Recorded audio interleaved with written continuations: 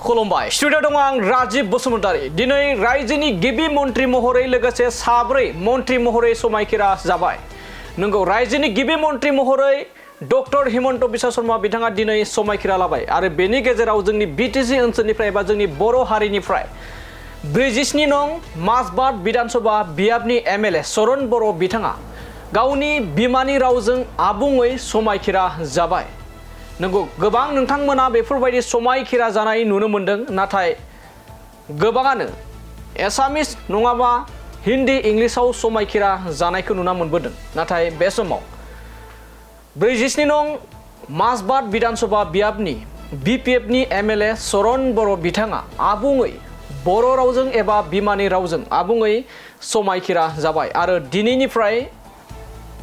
बर' एबा बिटिसिनिफ्राय एबा माजबाट विधानसभानि एमएलए सरन बर' बिथाङा मन्त्रि महरै बिबान मोनबाय दानिया नायलांदो बिदिब्ला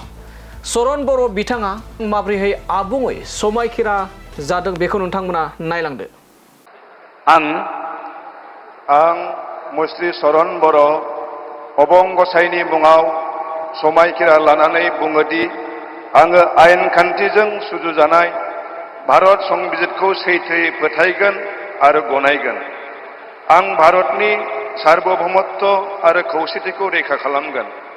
आं आसाम रायजोनि सासे मन्त्रि महरै फोथायनाय आरो गोगो गोसोयै आंनि मावनो गोनां हाबाफोरखौ गिनाय एबा सोरखौबा अननाय मोजां मोननाय एबा गिज्रा गोसो लायालासिनो संबिजित आरो खान्थि बायदियै गासैबो थाखोनि सुबुंनि फारसे गाहाम बिसायगोन आं सरन बर' अबं गसाइनि मुङाव समायखिरा लानानै बुङोदि आसाम रायजोनि सासे मन्त्रि महरै बिबान मावफुंनायाव आंनो मन्त्रि महरै दैथायहरनाय एबा मिथिहोनाय